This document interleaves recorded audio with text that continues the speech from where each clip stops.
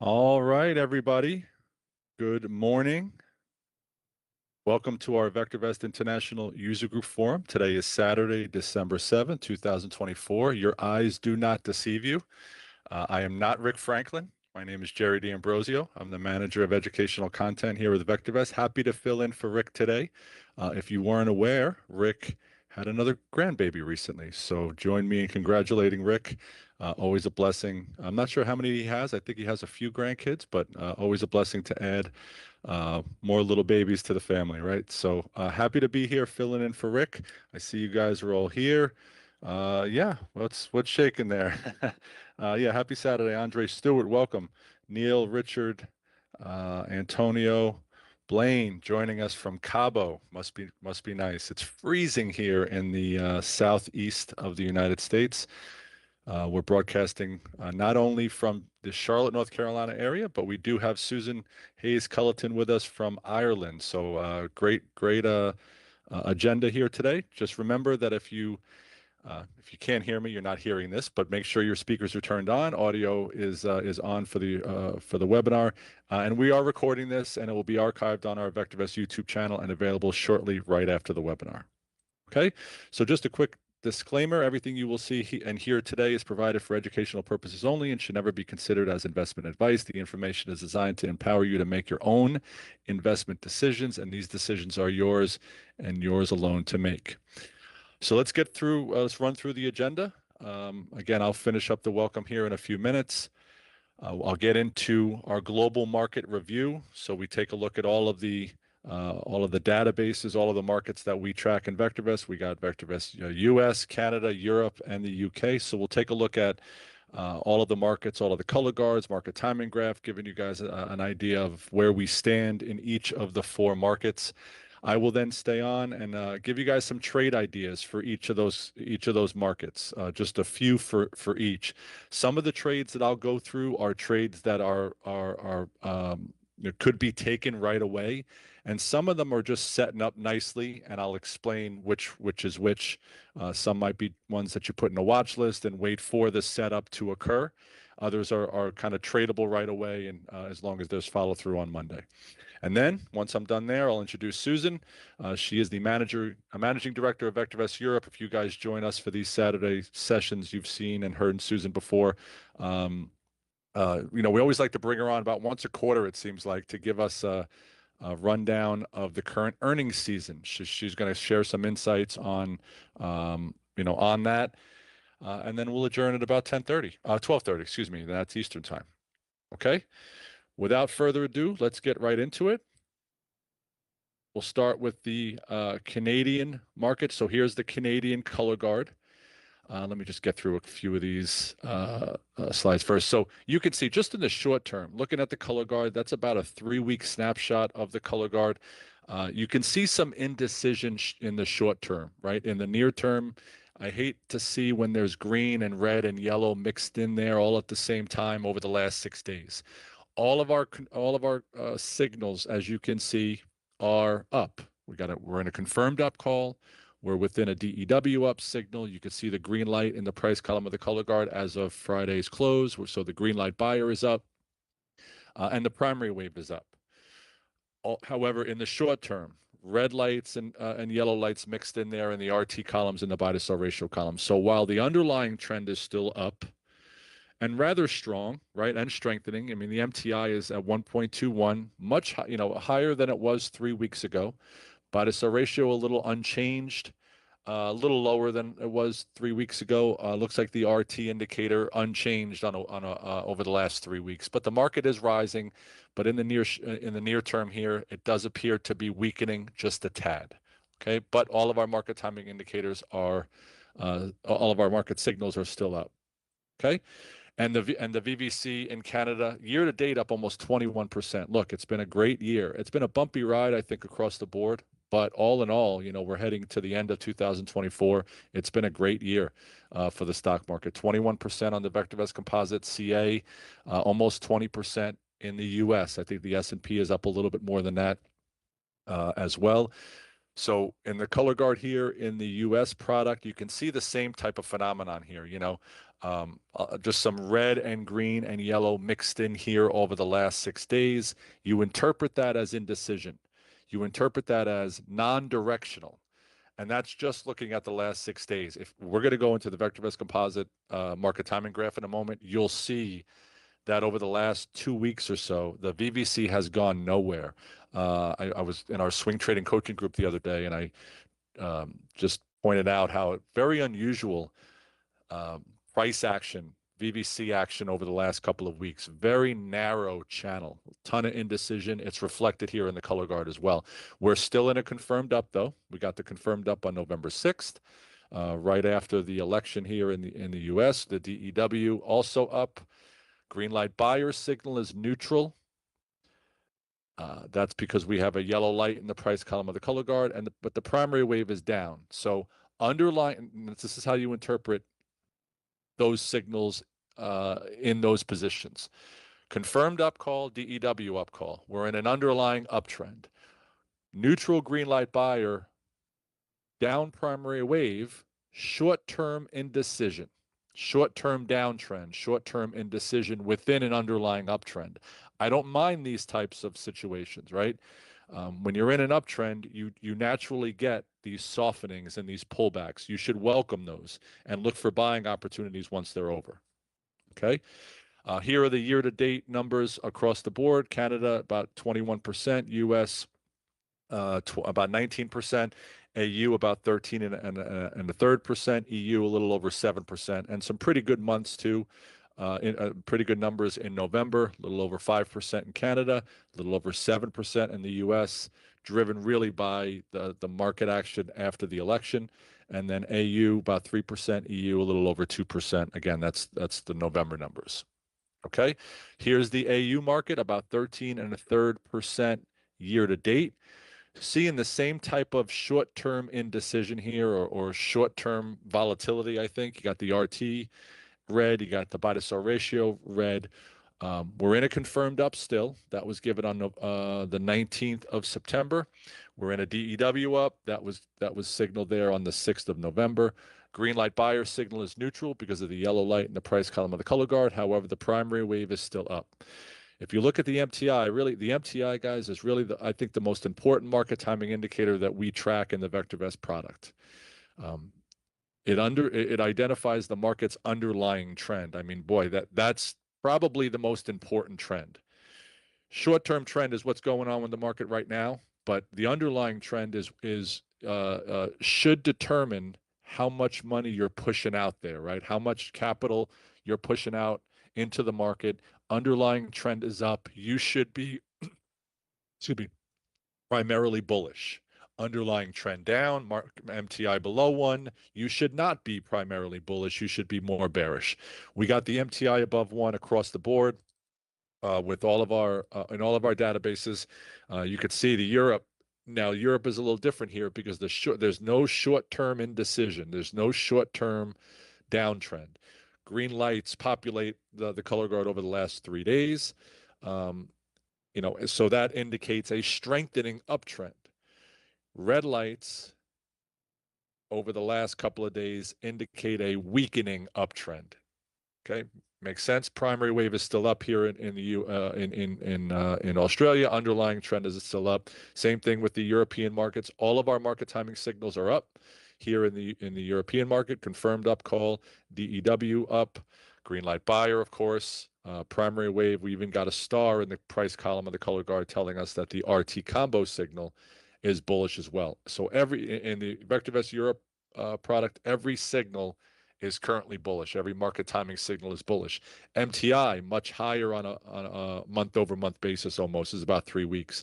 Buy-to-sell ratio, same thing, much higher over the last 3 weeks. RT. So a little different perspective in terms of the short-term market action in Europe.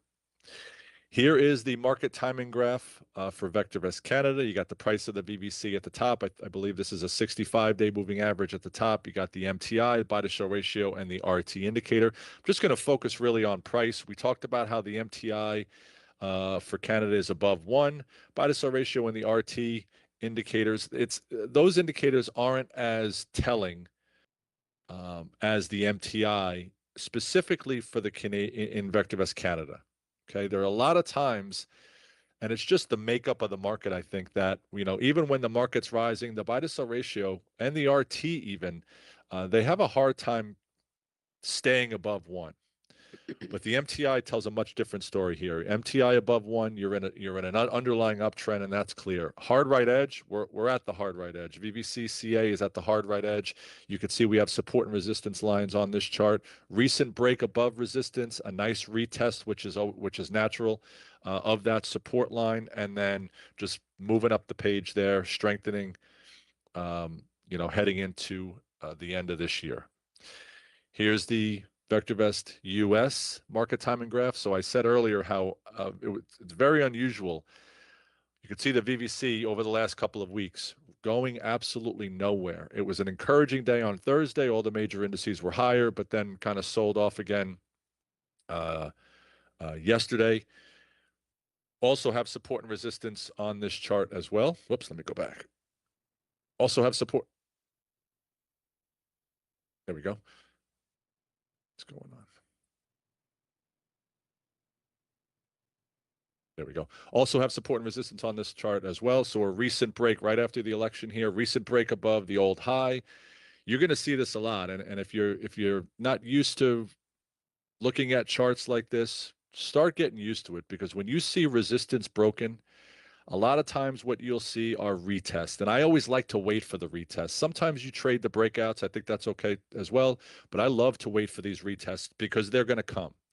So a breakout above resistance here, and then a retest of that zone, right? A retest of the old high, and then just a spring right off of it. But we are consolidating here for sure in the U.S., right? So no true direction. That was evidenced by the color guard being red, green, and yellow over the last 6 days, and it's very clear here what's going on. Just indecision. This is almost a bull flag pattern as well. I'm going to show you a stock. I think it's in the Europe product.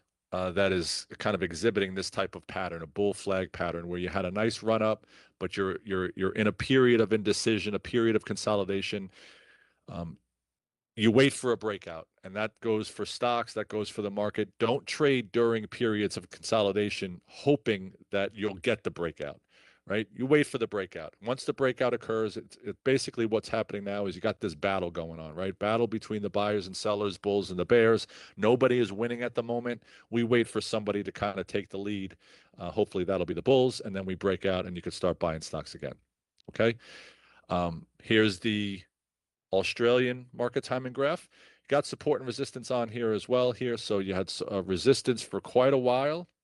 Really, truly didn't break out until about September, but moving up the page nicely. MTI above 1 here with the Australian database here. You got the buy to sell ratio still below 1. RT neutral here, right at about 1.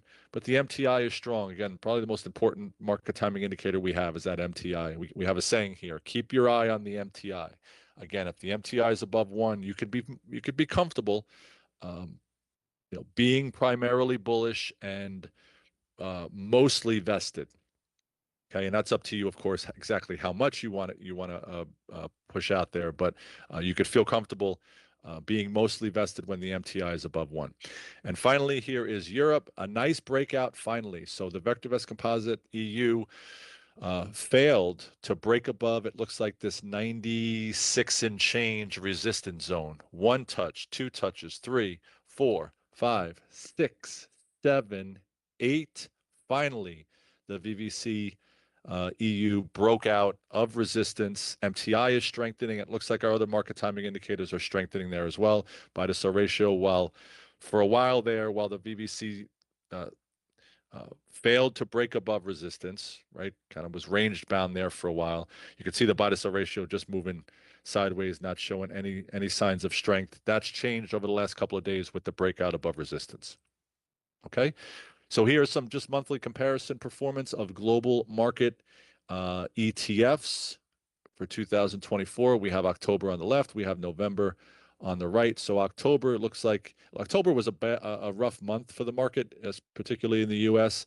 You could see not many winners here. You only had 3 winners. You had 40 losers. The Israel ETF, EIS, up a little over 1%. EPU, which is Peru, up less than 1%. Taiwan, up a little more than 0.5%. And the rest were all losers. China large caps, NASDAQ, S&P, and so on. You could see not pretty poor performance there in October. November, typically a pretty good month for the stock market. You could see that's changed quite a bit. 15 winners, 28 losers. Small cap stocks actually leading the way in November. Russell 2000 up about 11%. That's the IWM. Turkey up about 9. EIS up about almost 9 as well. Dow lagging. It looks like so. As far as the major indices here in the U.S., the Dow, NASDAQ, S&P, the NASDAQ was the lagger, but was lagging behind some of the other major ETFs, up about a 5 1/3%, and that's we use the triple Qs in tracking NASDAQ unleveraged non-leveraged NASDAQ performance. Okay, here are the numbers year to date. We already looked at November of 2024. Here are the same ETFs year to date. The Israel ETF EIS up 27, almost 28% year to date. S&P, I said how the S&P was up a little over 20%. What was the VVC? About 20. So the S&P up about 20, SPY up 27%.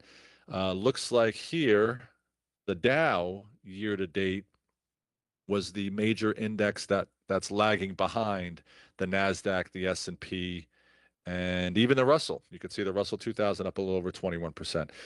I'm not saying the Dow was a poor performer in 2024, still up 20%, but lagging the other major indices. The Dow actually was the index that rose, was the strongest after the election, if you noticed, and you could probably see that on the chart if you hopped in there and looked at the DIA. Okay. So here's the performance of the watch list. So here's the 2024 cherry picking folder, 2024 year to date. Semiconductors had a great year, up 38%. Financials, comm services, next gen media, utilities, software services, regional banks, home builders, industrials, and consumer discretionaries leading the charge here. And then here are the ETFs that performed, and you can see the date at the top, a little screenshot of the Unisearch tool. All we're looking at are sector ETFs that have gone up the most in price over the last 10 days. XLY, consumer discretionary, you got S&P, what is that? I'm not sure what FTWR is. Retail, next gen, clean energy, spiders, biotechs, telecom here.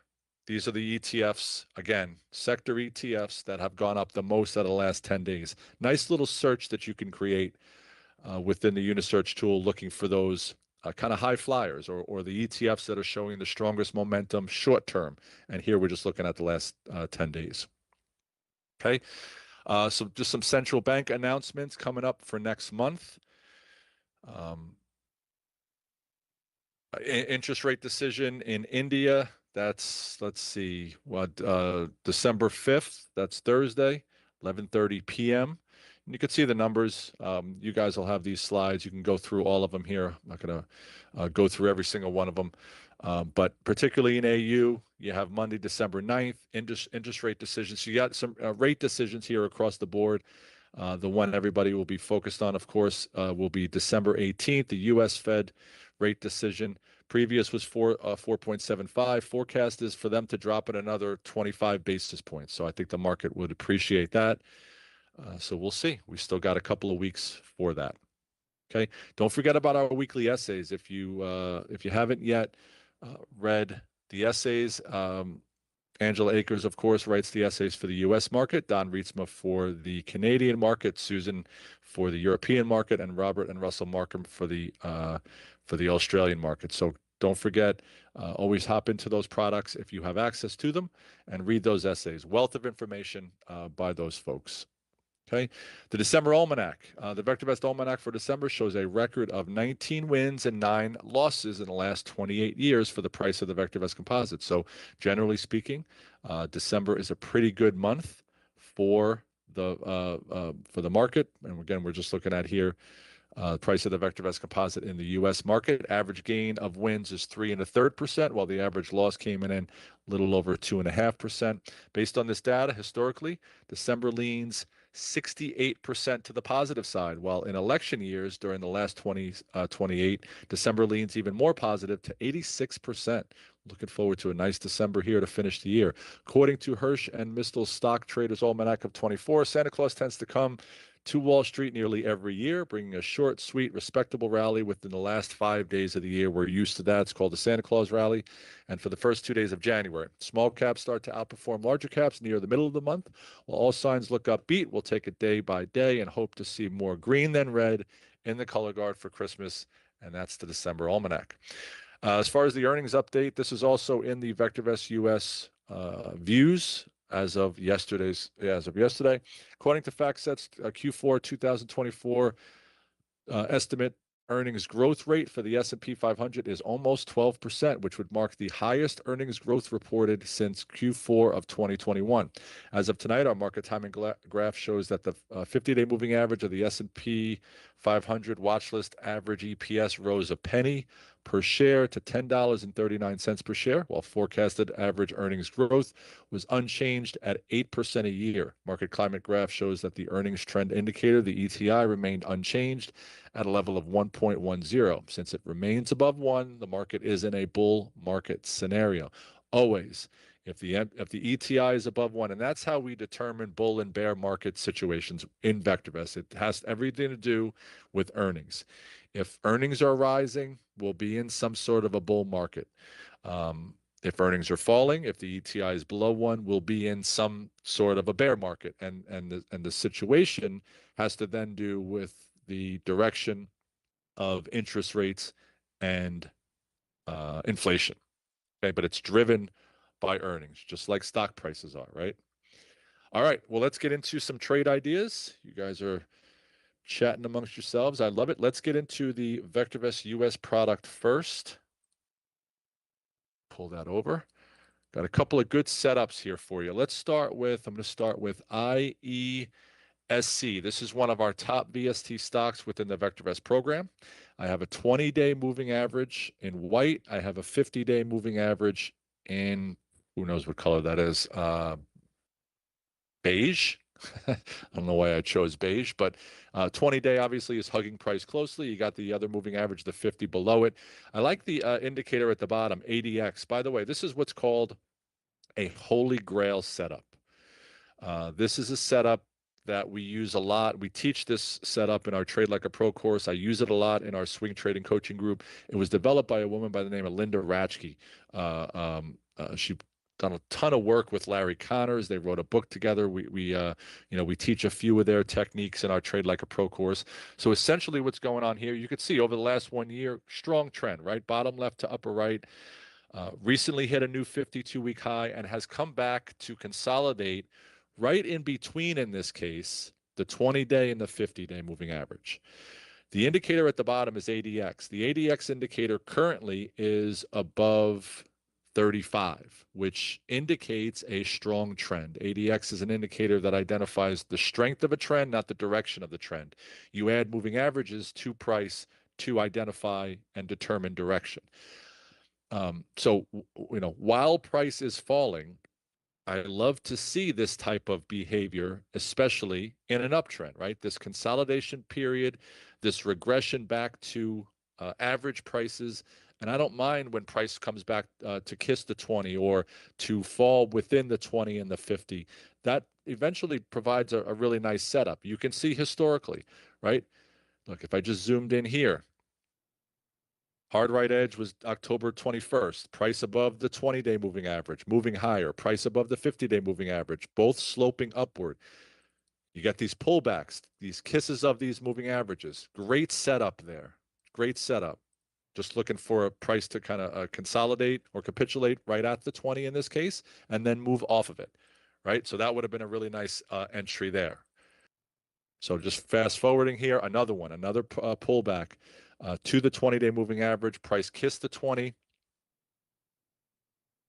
there on November 15th, retraced from it. There's another setup. So that's kind of what I'm seeing here now. Another pullback to the 20. In this case, it's fallen a little bit below the 20, but that's okay. We're in a strong trend. You need to encourage, you need to appreciate these types of pullbacks during strong uptrends.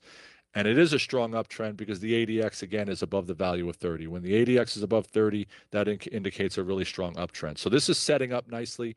I would just wait for some sort of follow through. In fact, I'd wait for price to move above the 20-day moving average before I would take this one. But I think you got some nice upside with this one, particularly if the market um, uh, cooperates next week. And then here, same setup. And this is AAON.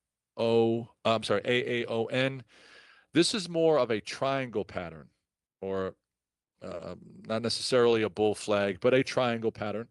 You got still got the 20, you got the 50, right? So your short-term moving average price is kissing the short-term moving average, actually riding it to the upside. And then you got the 50 below. Both moving averages are sloping upward. Short-term trend is strengthening, underlying trend or intermediate term trend is strengthening as well. ADX above 30 indicates a strong trend. I'm going to take off these moving averages just for now. And because price has consolidated, right? We're in this, take off ADX as well. It gives us a better perspective on price. So I'm going to draw some lines here,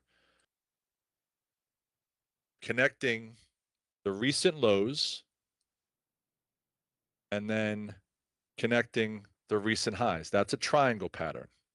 This is a symmetrical triangle. It's not an ascending triangle. It's not a descending triangle. It's a symmetrical triangle. You have a downsloping upper trend line. You have an upsloping lower trend line. Prices consolidating within the apex of that triangle. This is one of those stocks where I would say put in a watch list. Wait for that breakout above that upper trend line, and I think you can draw the trend lines the way I did, just connecting the lows, connecting the recent highs, and and we are at the hard right edge here, right? So little indecision yesterday at that upper trend line. A nice break above that trend line on high volume would be your setup. Okay, so keep this guy AAON, another really strong stock. You could put that one in a watch list. Okay, so that's the U.S. product. Let's move over to Canada. What do we have here? WDO. This is well, okay, so this is not necessarily a trend break yet. So let me clean up the chart. Okay, the line I have here, and let me kind of thicken this line just so we can see it a little bit better.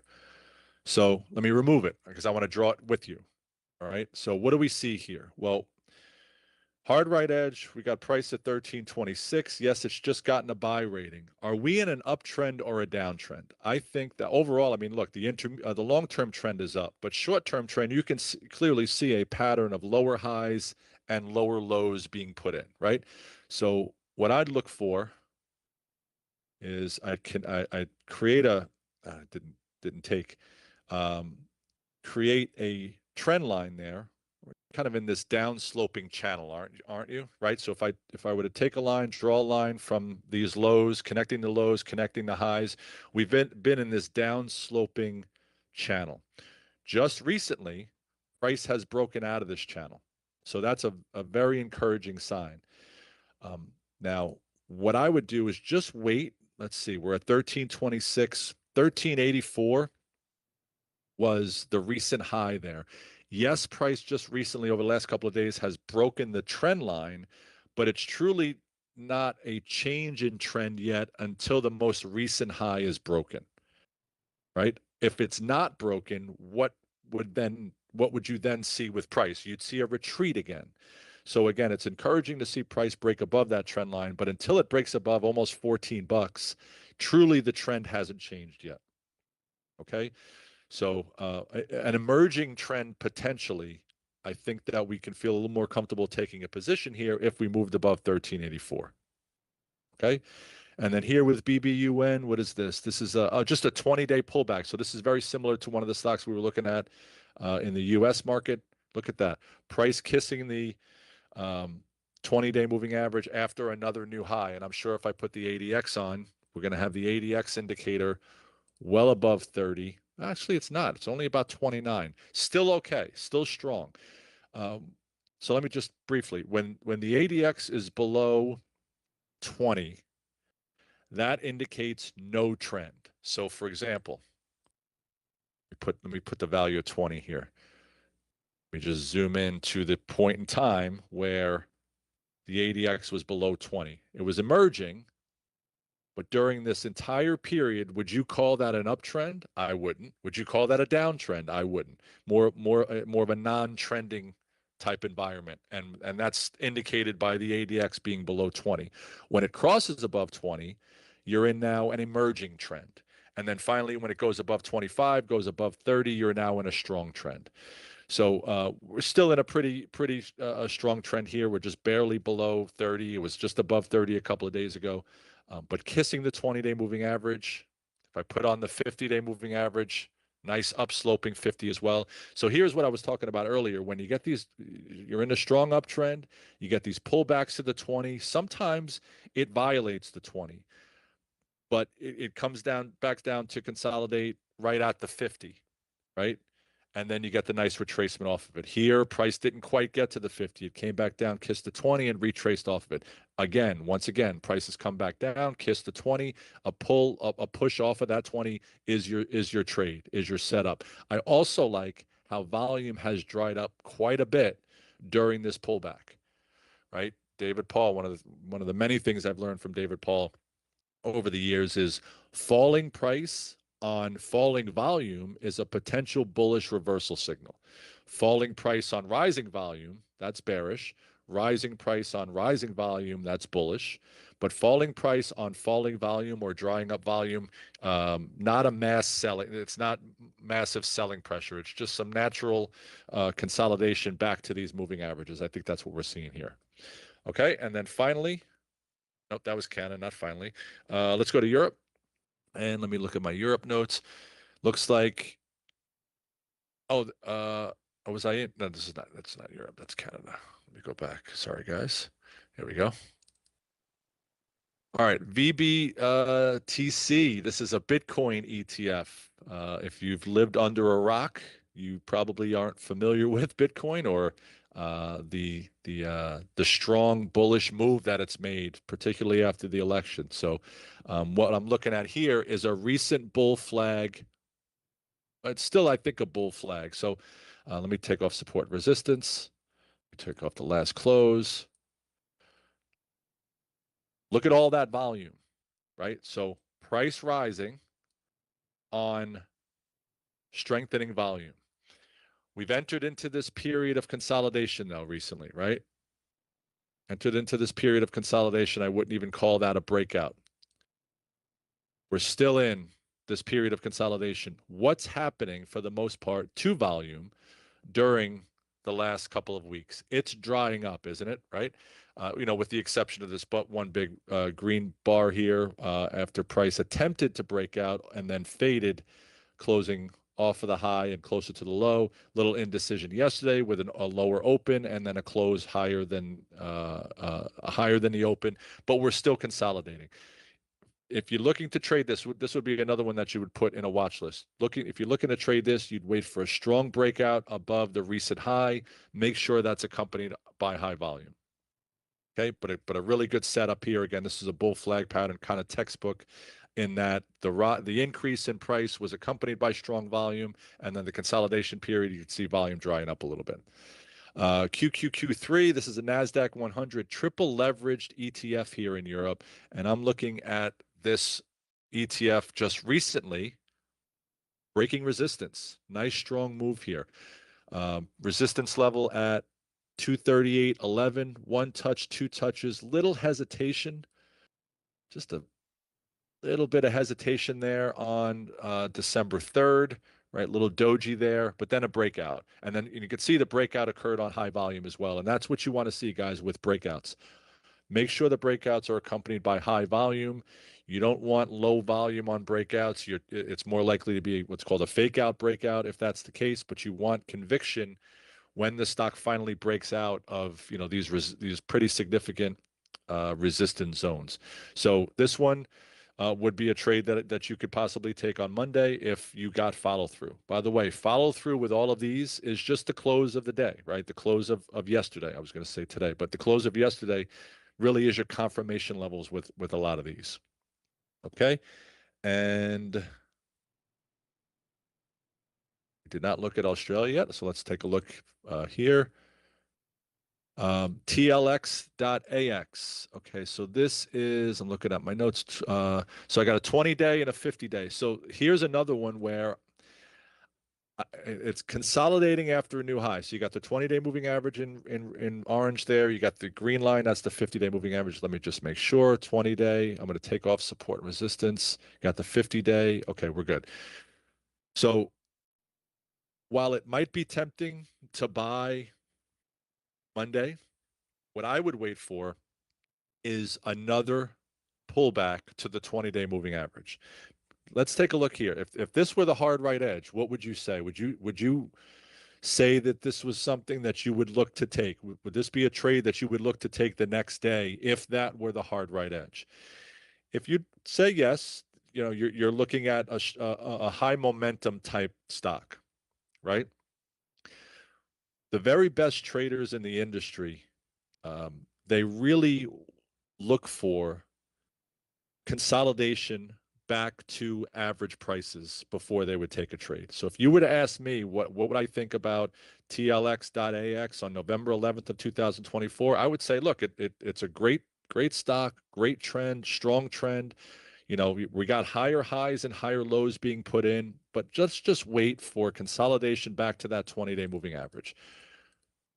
You're going to get it, and there it is, right? The kiss of the 20, and then the retracement. And look at the high volume too on that day. So the pullback to the 20 is still upsloping, the 50 is upsloping. Your short-term trend is still strong. Your intermediate-term trend is strong. You're getting your consolidation back to the 20, and then the retracement off of the 20 on high volume, guys. That's where I would look to take the trade. Okay, so just fast forward to the hard right edge. Just wait for the pullback. You're going to get it to either the 20. Within the between the 20 and the 50, or the 50, those are some nice zones there that you can kind of load up once price pulls back. And here with KGN.AX, this is now a new emerging trend, breaking resistance. I'm going to take off these moving averages quick. Support and resistance, clear breakout above resistance. I was looking at this one. I said, this is a no-brainer here. Stock has transitioned into a buy rating. Look at the heavy volume coming in on the breakout. So nice new emerging trend here. Now, a couple of different ways to trade resistance breakouts. You can trade the breakout, or you can wait for the retest of what is now support. So you got the break above resistance. If you feel that this stock might be, at least in the short term, a little bit overextended, then you wait for the retest of this 527 support zone. Look, the stock price at 572. So if we can come back down to 527, I don't know if we got a situation where that happened before. Not really with this stock, but I mean, let's open it up. Let's see if we do. No, not really. Okay, so again, two ways to trade at a breakout. It's just textbook entry with breakout patterns. Trade the breakout, or you wait for the retest of support. So either way, I like the setup though in terms of high volume as the stock's breaking through resistance. Okay, and I think that's it there. Buy some of this. All right. Well, without further ado, I'm going to bring in Miss Susan Hayes Culleton. She's going to walk us through 5 key things to watch during an earnings call. We are in earnings season, so welcome, Susan. Thanks for being here once again. Thank you very much indeed, Jerry. And I don't know if anybody else noticed, but I think the word that you used most often in that session was kissed. Kiss, yes. So it's intriguing how often one line kisses another there, Jerry. It does. So it does. Thank you very much indeed for having me here today, and for everybody who has joined me. As you can see, it's almost dark here in Ireland right now. It is live at 4:39 p.m. here in Ireland, and it is just that festive season sort of coldness. I have been looking here at the chat that has been going on, and please do make sure and continue that as we go along through what I will be talking you through. We always love your interaction. So please do, as I say, please do keep it coming. Now, When the team reached out to me to focus on an earnings call, as any of you will know who've been on this forum before, where I've been here with you before, I'm somebody that loves to look at earnings calls because I think they are the most extraordinary business education. I think you learn so much about the company. You learn so much about how the company is interacting with the broader economy. You really get a chance to see what the analysts are asking. And of course, a lot of analysts are coming from the perspective of what the institutional money is doing. You get a good sense into what's driving future revenue. And of course, future revenue turns into future earnings. There is so much to be got from them. Now, sometimes I go on them live, and anybody can. I often get that question, like, how does one get onto an earnings call? So I'm going to show you where VectorVest's earnings calendar is. And then I'm going to show you how you could directly get onto an earnings call. But I also find I used to listen to them a lot, if I was driving or whatever, but I actually prefer now to simply read the transcript and take my time as I scroll down through it. So if you simply Google, like the company that I'm going to focus on today is Salesforce. So if you simply Google Salesforce earnings call transcript, then you will find it. I typically read it on the Motley Fool. And of course, the biggest judge of all about how an earnings has gone is the market itself. So the way I'm going to lead today is that I'm going to show you why I picked Salesforce. Then I'm going to show you how the market reacted to the earnings call.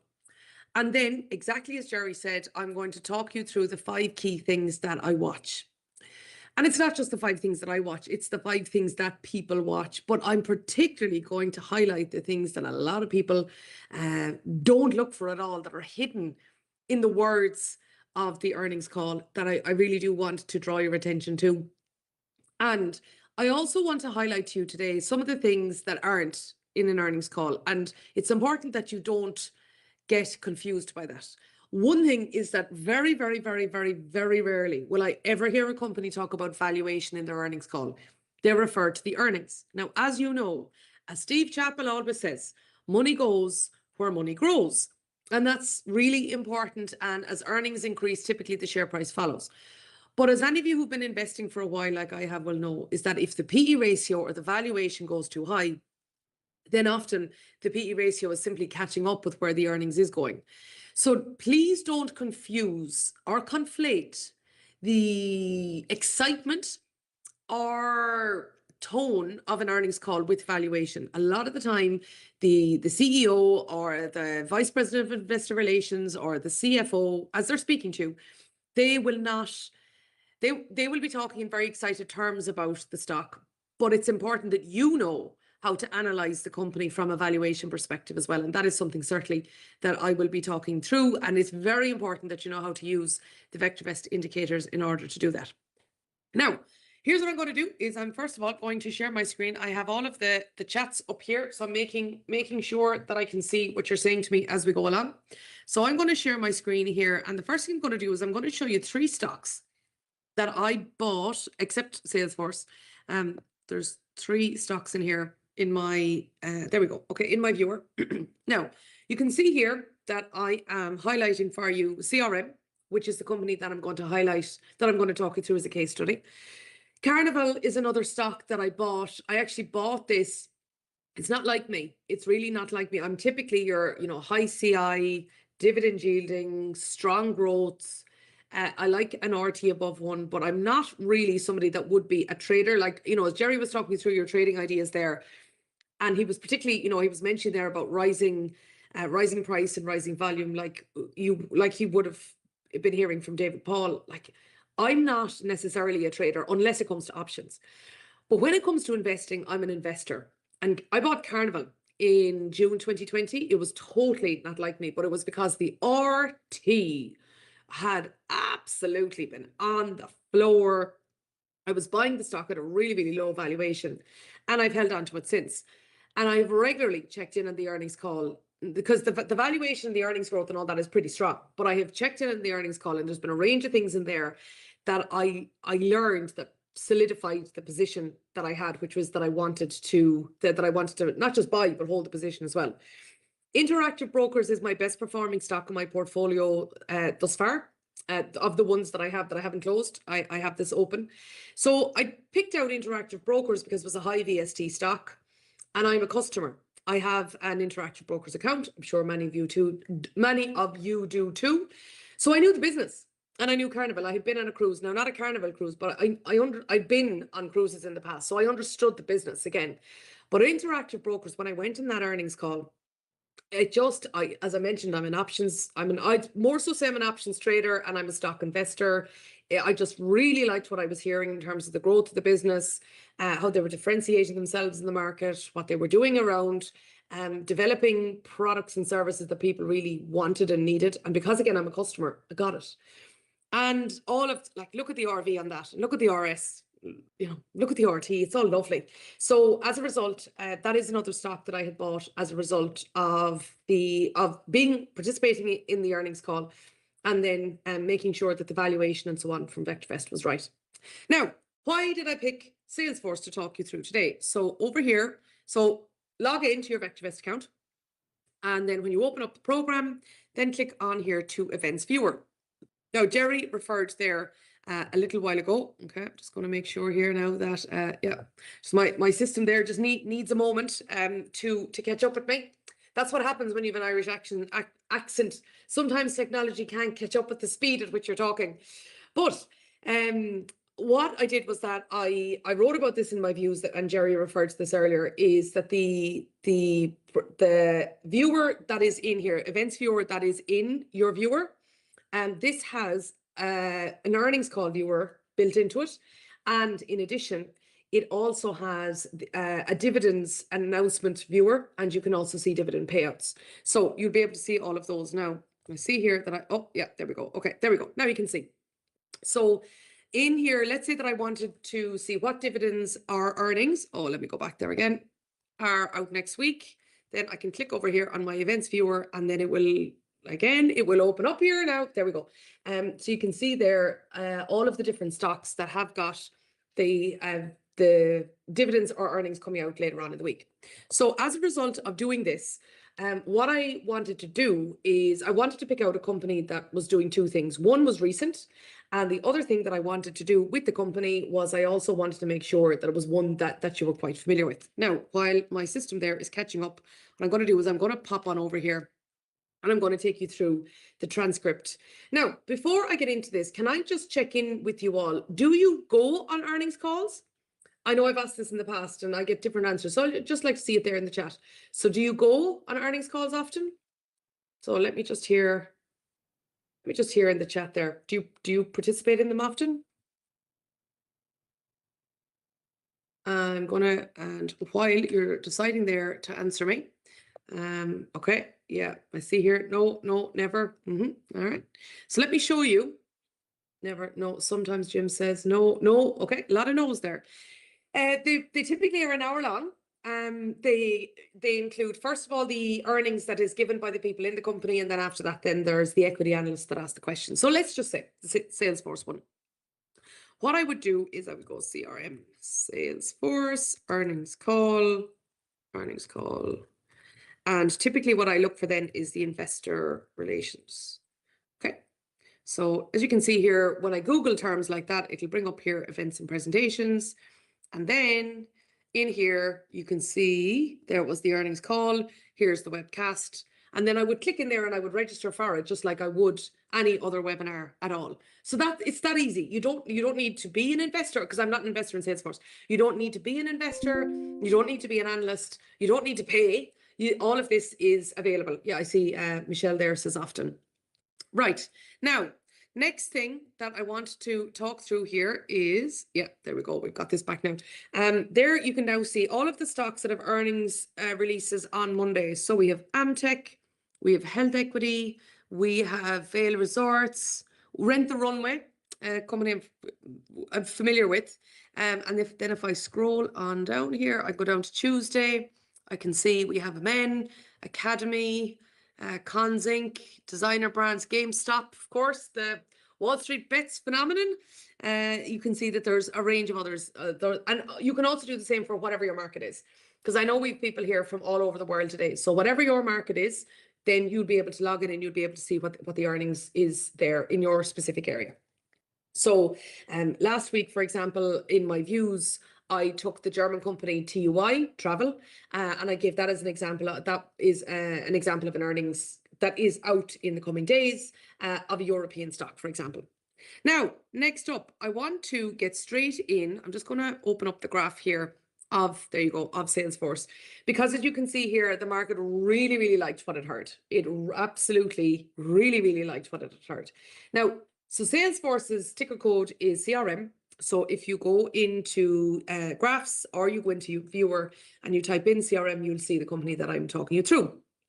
And what I'm going to do is, I just wanted to show you, first of all, for the first 9 months of the year, Salesforce didn't do anything. In terms of a stock price, it went up and it came down. But basically, in contrast to the rest of the stock market, really, it really didn't do anything. And then from round about, where are we there? Yeah, round about the 6th of September on, it increased. But let me just show you what happened in the past couple of days. Because when I pull up the 5-day graph, look at what happened here based on the earnings that I'm about to go through with you. It completely gapped up. And that is because I think something happened, and the team really spelled it out, is that on that earnings call, Salesforce has said it used to be a business that was focused on data and customer service and technology underpinning marketing and cloud. Whereas now it is very much, it is right into the fray of AI. It's now right in there with your Microsoft, with your NVIDIA, with your ASML. If you're looking at this from a European perspective, it is now right in the AI game. And as I will explain to you, it now is a totally new TAM. A TAM is a total addressable market. It is now a totally new market of businesses. On top of its 135,000 customers, and a totally new way in which that it can make money from those customers. And as you can see here, the market loved it. So what I'm going to do is I am now, over the next roundabout 30 minutes, I'm going to take you through the 5 things that I look for in an earnings call, and I'm going to highlight these to you. So I'm just going to pull up here the earnings transcript. Oh, I'm just going to pull up here again, the earnings transcript. Yeah, all right. Now, right out of the gate, let me just first of all tell you that the 5 things I'm going to talk through here are, first of all, revenue and earnings performance. That is the first thing that an investor wants to see. It's the first thing the market wants to see. It is, how is the stock doing? Again, money goes where money grows. And the fundamental question that is going to be asked of any company during an earnings call is, number 1, do their earnings go up? And number 2, how do the earnings go in comparison to guidance or analyst expectations? That is what moves the needle. Then the next thing is going to be the guidance of future performance, which is, you might say, a subset of revenue and earnings performance, but it's not. It is important that you look at what is the company saying that it's going to do in the future. Remember, the market doesn't have an awful lot of memory. So whatever I did last quarter, whatever I did yesterday, I being the company, the market is only interested in what I'm going to do tomorrow, because there's nobody invests based on yesterday's results. I need to be investing based on what's going on today and looking ahead. Now, another area, of course, is how does revenue turn into earnings? And let me give you a super quick lesson here in business, which is that revenue minus costs equals earnings. So if, for example, I have a 50% margin, it means that for every $100 that I take in revenue, I'm paying $50 of cost to deliver upon that revenue, and therefore I can keep $50 of that as earnings. So as you can imagine, let's say that if I'm growing my revenue at that level of margin, well, then that's great, because if I'm now making $200, $300, $1,000, well, then I'm going to be increasing the amount that I'm keeping along the way. But what if I said to you, yes, I'm making $100, but it's costing me $75 to collect that, and the margin is actually decreasing. So that means that as I grow, it's actually costing me more to collect the revenue. That's a really, really bad sign. So naturally, what we want to see is improving margin. And that is something that Salesforce is also highlighting. So I'm going to highlight this to you too, is where I found that in the earnings transcript. Also, it's important that we look at competition. Now, they often don't talk about competition. As you can imagine, they often don't talk about competition at all. They sometimes refer to it if it suits them, which is what they did this time. But they did call out the elephant in the room here, which was Microsoft and Copilot. And I'll be pointing out what they said. And then the last thing is I would always look out for is what the questions are in the Q&A at the end, because often the analysts will ask them what they have not talked about before, or maybe parts that are uncomfortable to refer to. And certainly in this case as well. Now, there was very few questions in this Q&A, but and often they will cut the questions off when the time is up. The answers were quite lengthy as well. But it is important to watch out as well for what goes on in the Q&A. So let's get right in. First of all, I'm going to talk to you about a term that they have coined. Really, it's this. I'm just going to bring it up here. I'm going to control F a lot here for you because it is quite long, and I just want to bring this term to you, and that is digital labor. Okay, so digital labor is what Salesforce is referring to now, and this is how they are differentiating themselves. They're saying that as far as they're concerned, they want to break the link between labor growth in terms of numbers. So the more people that are at work, the greater the economy can be, or the more people that you employ, the greater the productivity of the business can be. They want to break that link. And what they want is to be able to create digital labor, which is how can a business come up with a way that you can have technology doing the jobs that either humans used to do or new jobs that no human does already, but basically where you can make technology physically work for you. You might say, well, that's not very new. Have we not been talking about this since 5 years, 20 years, 25 years? Is this not what automation is? It is, but nobody has been using that term before. So this is a term they're now coining to say, because they're now moving into more agent-centric revenue, they are referring to this now as digital labor. And it's very powerful because as you actually move down through the earnings call, you'll see how they compare what an agent can do relative to what a human can do, and the return on investment being so much higher. So it's very interesting how they have just coined this term, and it's one certainly to watch. The next thing is, now I have not seen this very often, but up here, look at the very beginning. Okay, now ordinarily when an earnings call starts off, they say, we're really excited today and we're going to be talking about the amazing performance that we've had and so on like that. Whereas this earnings call started in a different way. He said, okay, we're incredibly excited about these results we've delivered in the quarter. Very strong performance across revenue, which is sales. Operating margin, I've referred to that, and I'll explain number one, what it is, and number two, how it's improving, which is what investors want. CRPO, so that is current remaining performance obligations. That's basically the future work that they have committed to under contract, and then cash flow. But what I'm not used to seeing is then he kind of dismisses all that and says, but I'm sure as everyone knows in the quarter, these numbers are not what we're really excited about at Salesforce. And while they're fantastic and all, the real excitement is about what's hitting the technology. I have to say, I found that very interesting because ordinarily, the earnings call goes into, oh, we're really excited about this, and then they want to like explode with excitement about telling you all that's happened. Whereas they were saying we've had a sparkling quarter. But yes, that's not really what we're talking about here at all. And that was different. That certainly was different indeed. Now, another thing that I haven't seen very often is that every earnings call I watch, and I've been on recently on FedEx, I have been on Intuit, I have been on Tesla's, I mean, I have been on earnings calls a lot over the past couple of years. And particularly over the last 2 years, I would say every one of them is talking about AI. And again, it's a really important business education to see how are companies strategically embedding AI now, whether it is strategically within their operations or coming up with new products as a result of AI. But I have not seen this much, and this is, let's see this word, decisions. Because what Salesforce is saying, that it's Agentforce, that's the term that you'll see here over and over again. What its Agentforce is doing is that it's saying it's the agents that you can now build within Salesforce, they're working 24/7 to analyze data and make decisions. Now, all along over the past couple of years, haven't we heard AI won't take your job, the people who know how to use AI will? Well, this is where I think now we're getting to a different phase where it's actually how does AI help make decisions, or indeed make decisions and autonomously. And the question is, can we trust them? And when I say we, I mean perhaps the customer, perhaps the business, etc. But the point is we're there now. We are at the stage where indeed agents are being brought in to make decisions. And as you go down through the earnings call, if you want to go down through it fully, you'll see that it brings up things like it is determining leads. It is determining who are the most, that would say the lowest hanging fruit in terms of customers.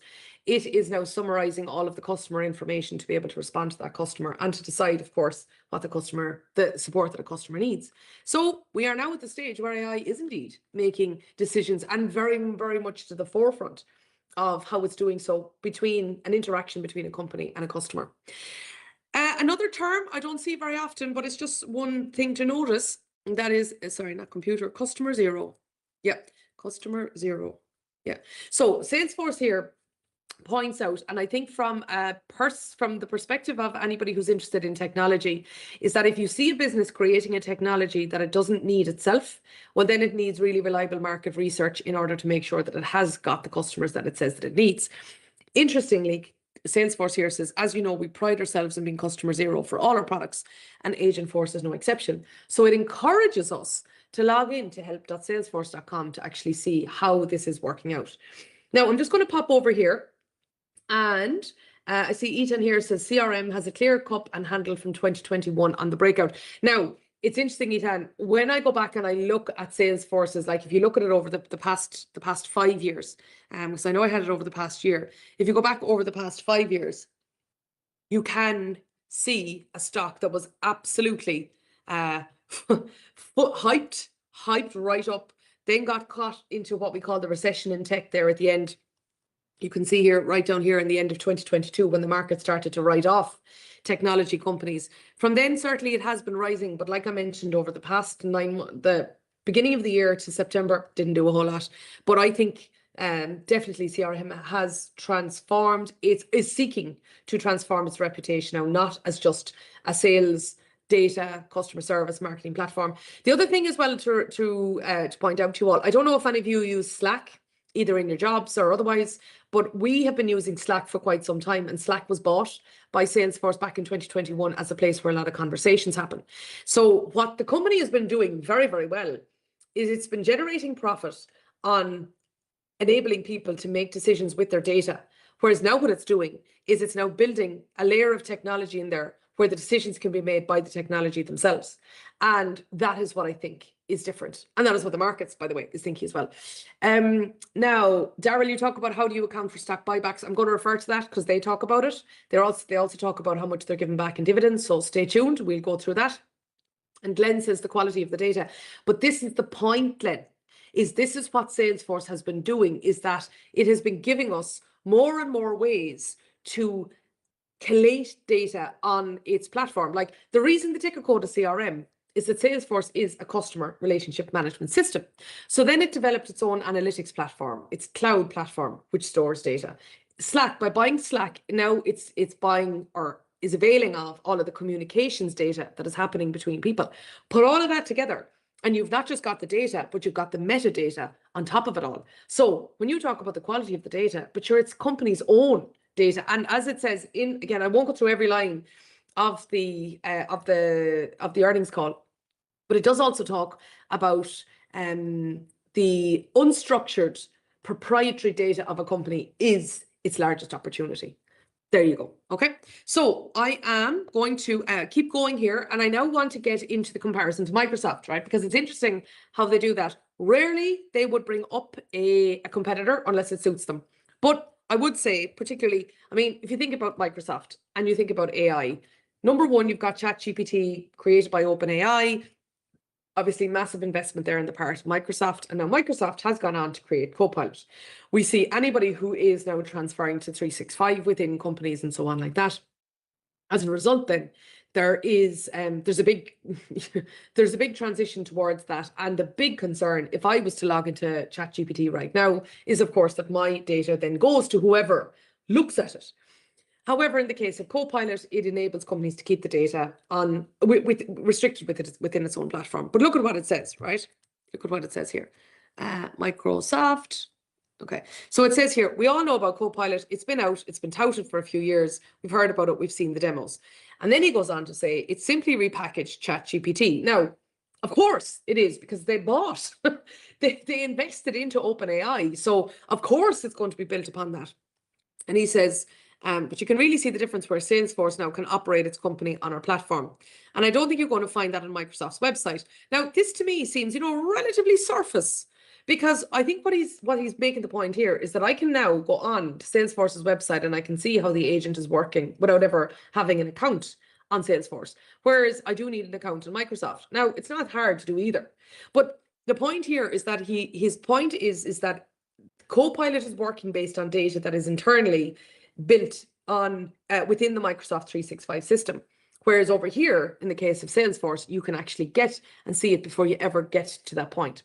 So as a result, this is all he says. And then he goes on to point out something that I think is very, very important.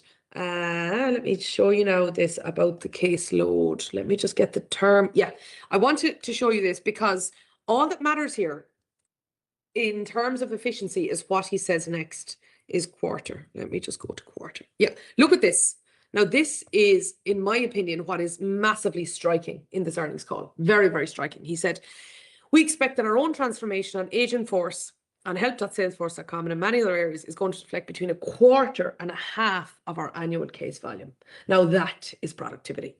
And that would really get the attention of people, because that is where you can see a massive decrease in cost to be able to service all of that volume. In addition as well, here's where the digital labor comes in. Here is where you don't need people to be looking at those cases if you can get robots to do it instead. And if you can then sell that as a result onto future customers, then that can have a massive sticky effect then from customers really seeing the value of their product. So where I think this is going is that all of the AI stuff that we've been hearing from companies over the last few years and how it makes massive difference and everything else is now you see that Salesforce is saying, first of all, they're developing a whole new TAM. They refer to TAM, total addressable market, through Agentforce. And the second thing is that it's actually demonstrating how much productivity it can deliver.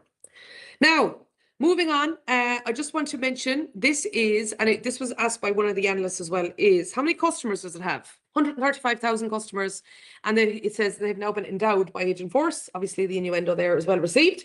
But the point here is that they've got a massive market already to sell this to. And to not, what I think is interesting here is that I may have gone to Salesforce for my customer service management system for my, managing my data or analytics or marketing. However, now I might go to Salesforce simply for Agentforce. And then, as also is referred to later on in the earnings call, they talk about the halo effect then from the perspective of other business. So if I can go because of Agentforce, if I can do that, well then, as a result, I being a potential customer who's not one of the 135,000 may then further bring other elements of the business along with me. The cart, they may then be coming before the horse, but pulling it strongly in that direction. Now, one to watch here, certainly one to watch is sometimes they couch language very, very softly. And look at this, right? Look at the word rebalance. Rebalance.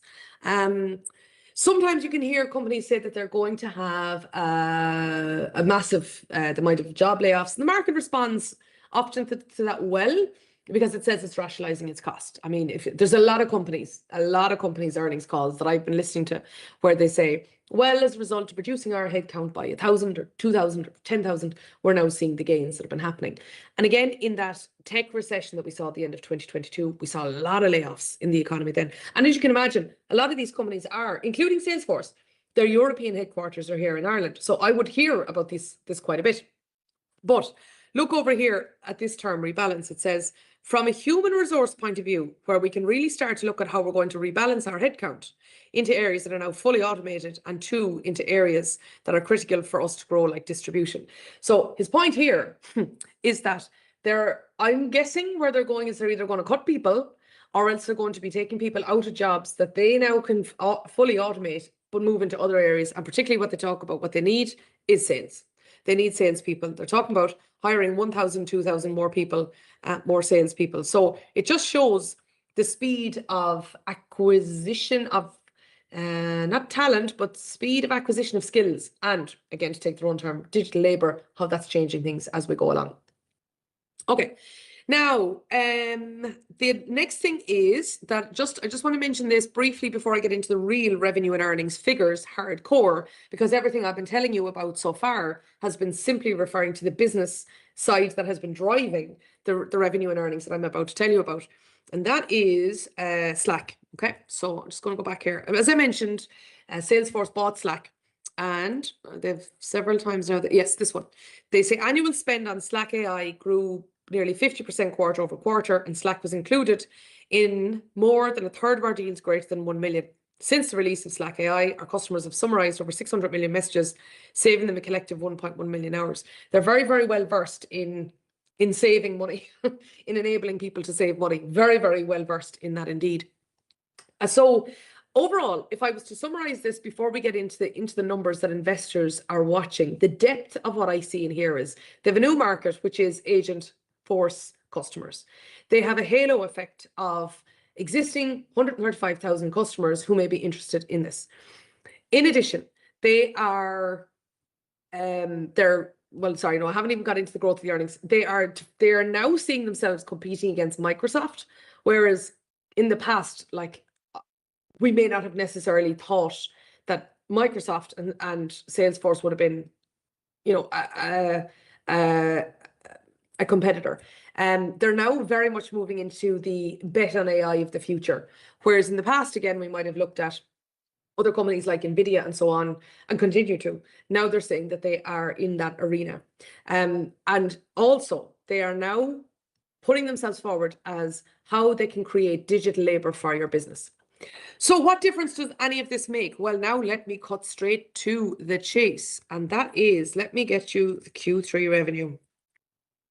Look at this, right? This is not the most important statement, but I'm really getting to what investors really are paying attention to. So Q3 revenue was up 9.44 billion, up 8% year over year in nominal and constant currencies. And they say driven by resilience in our core clouds. Now, let me also point out to you, in all the excitement they have about Agent Force doesn't generate anything specific or substantial in that money yet. So they're growing their revenue of the existing business, which doesn't even include.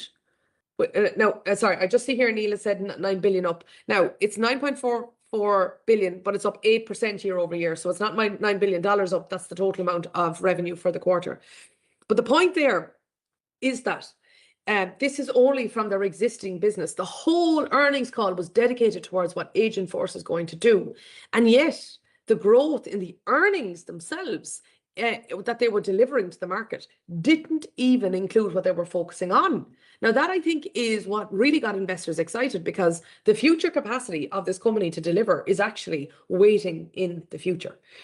In addition as well, they talked about subscription and support revenue was up. They did see a deceleration in the license revenue growth for MuleSoft and Tableau. And then all of the geographies were up. So Americas were up, EMEA was up, and APAC, Asia Pacific, were all up as well. So while that is important, I'm getting to what is even more important now after that. And then they talk about, look, this is a word you should be searching for, which is guidance. Look at this.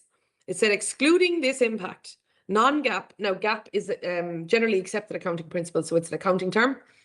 Non-GAAP earnings per share would have been 259, well ahead of our guidance. And that is why you saw the market gap up, is because it is ahead of guidance. And what's more is it's now flipping the switch. It refers to flipping the switch so often.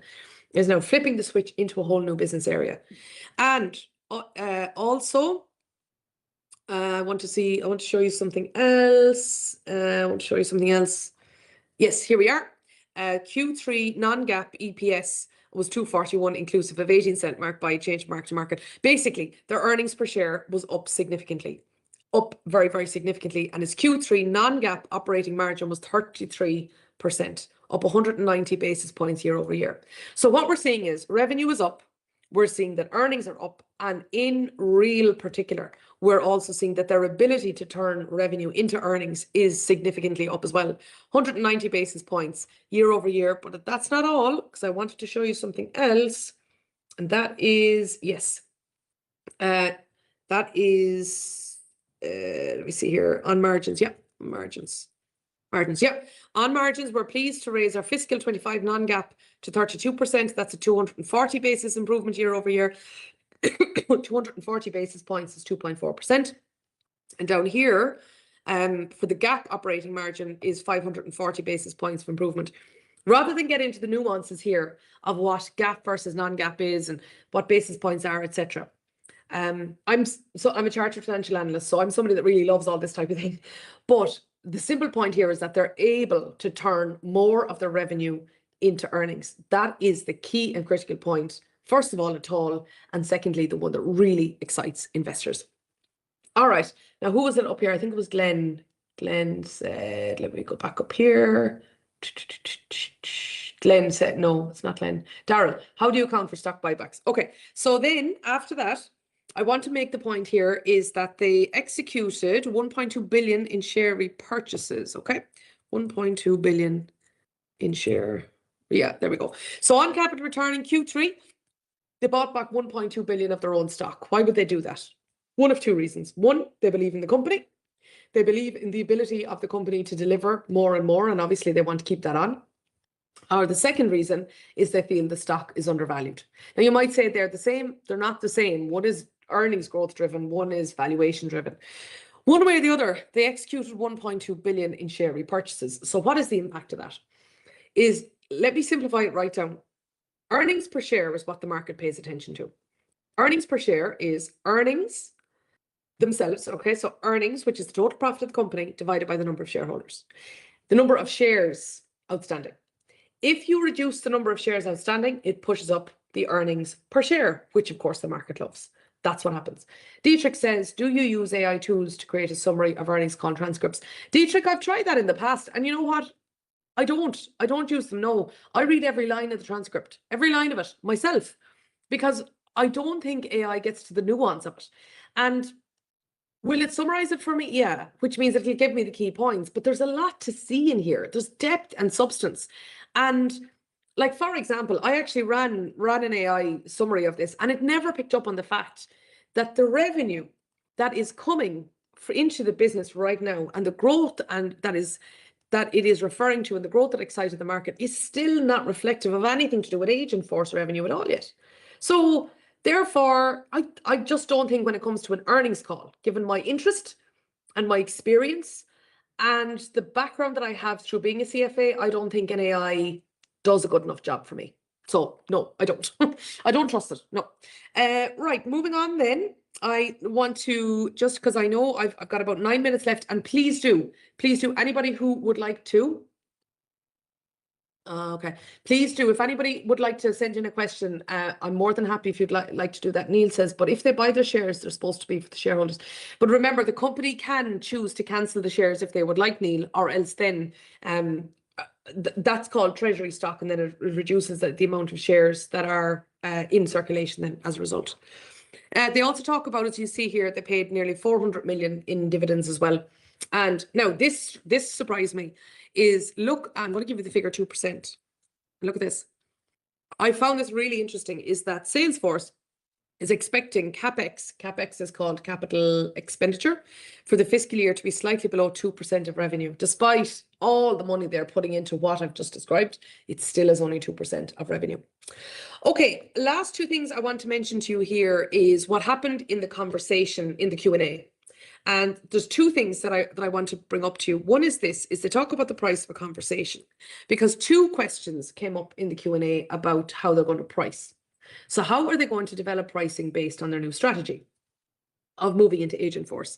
And let me see the $2 a conversation. $2 a conversation. Yeah, here we go. So they talk about how do you price this level of value, right? So would it be usage? Would it be amount of, would it be an annual fixed price? How would it be? So they say, and I would say, as you all know, it's a usage-based structure. And at $2 a conversation, we feel like the value is very high for our customers, given what they're spending today in a lot of their conversations. Back to the market for digital labor. So he goes on, and then he gives this long example of hospital interaction that he had himself with his Achilles, and how he said that based on the interaction he had with one person in the hospital, it probably would have cost them $100 for them to service him as a patient. And he said, well, if we can do that for $2 or $1.50, well then, because the AI agent would have all of the health records, would be able to process the information, would be able to send out an email, would be able to process a payment, all that sort of thing. He said that is where there is enormous value. So he said, based on that, it just does show you how they're number one, how they're pricing this, but also how they're valuing this, how they are conveying this value to the customer on the other side. And then the last thing I want to mention to you is just the change in the business model. Is they say this about Dreamforce. Let me just go to Dreamforce. Yeah. We also know it's not just that, it was the next one. Yeah, this one. So he said that's why we're able to deliver technology capability. And when we look at the company, I would say more core has come out of it.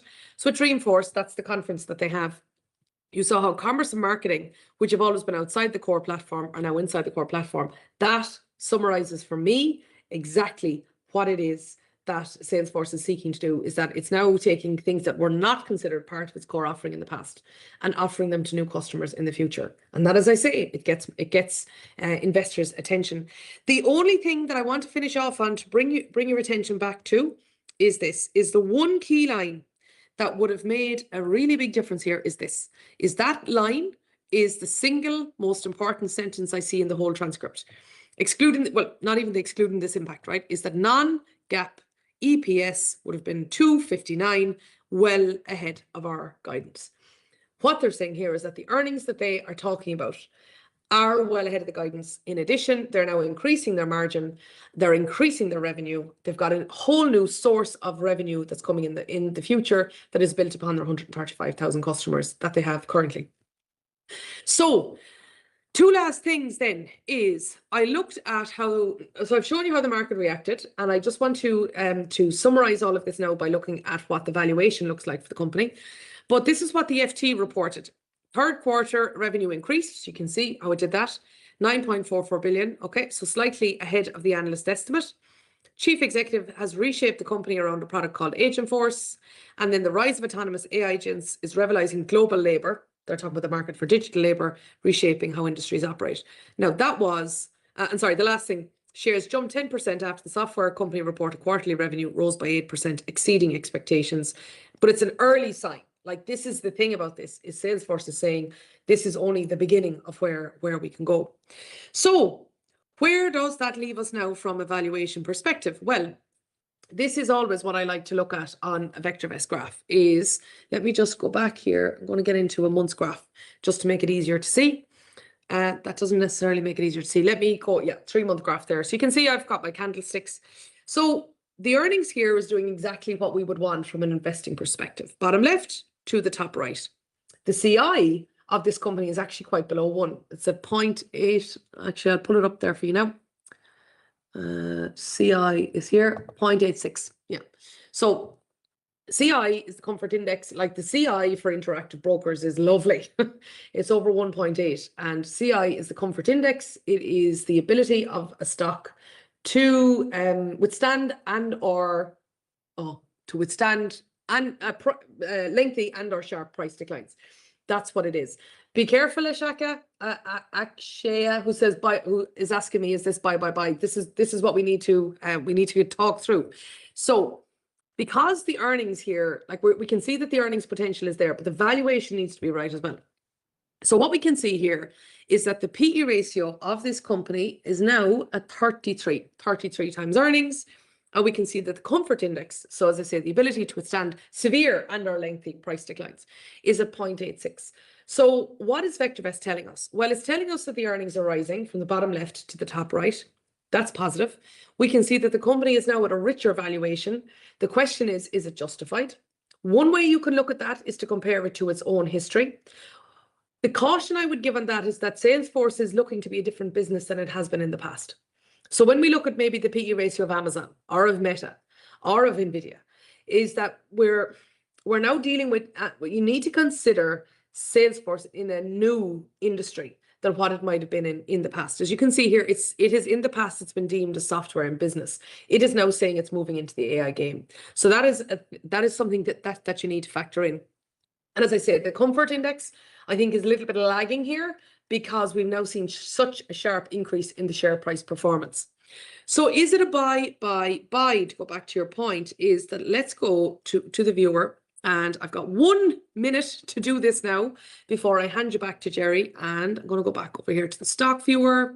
I'm just going to go back over here to the stock viewer. What it's important that we do is that we look at the RV, RS, and RT. Now, DocuSigns, by the way, I see there, DocuSign is the top 10 VST stock, and that earnings is out as well shortly. Okay, so we can see here that the value of this stock is at $323 relative to the price. So it is saying that it is a little bit overvalued at the moment, but the long-term price appreciation potential is well above 1. The relative safety over here is at 1.41, again, quite strongly above 1. And relative safety refers to the predictability and consistency of the earnings and dividends performance. And then, of course, RT is likely to be very high, relative timing, because it is the direction, magnitude, and the dynamics of the share price. The growth of the company's earnings, of course, is at 22%, which is very, very strong.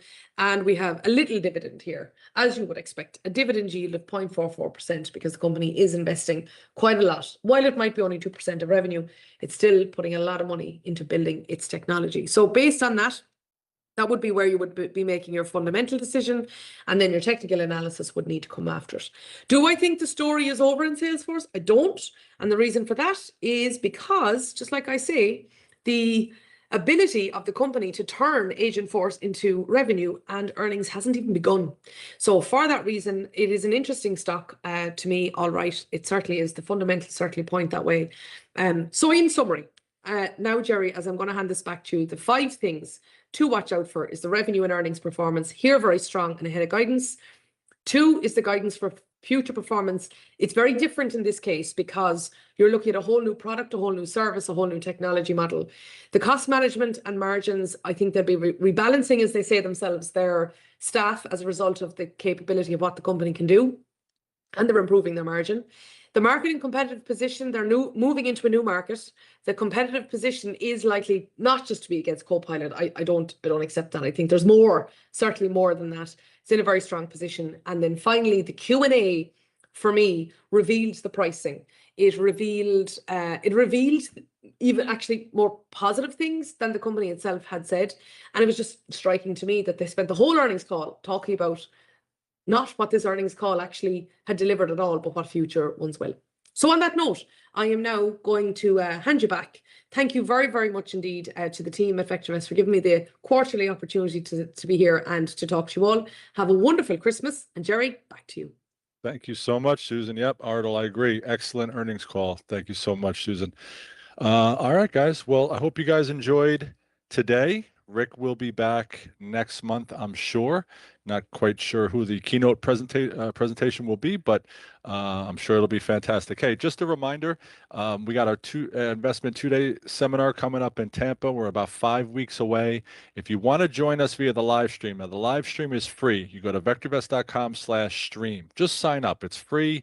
You can watch from the comfort of your own home, or if you want to join us in Tampa, there are spots still available, filling up fast, but there are spots still available. You can go to vectorvest.com/Tampa. It's only $95 for 2 days. We feed you guys. We give you plenty of content there as well. So hopefully you guys can come. It's always a great event. Love seeing you folks, once a year at that event. So I want to thank you guys for being here. Just some reminders, there's our product support and training information. If you need any help with the VectorVest program, please give us a call. Do not hesitate. And of course, the recording will be available on YouTube. Recording of today's session will be available on YouTube immediately after the webinar and right on the VectorVest YouTube channel. You could see some email addresses there if you have any questions. So thank you guys for joining us today. Have a great weekend. Enjoy the time here with your families, and we'll see everybody again next month. Take care, everybody.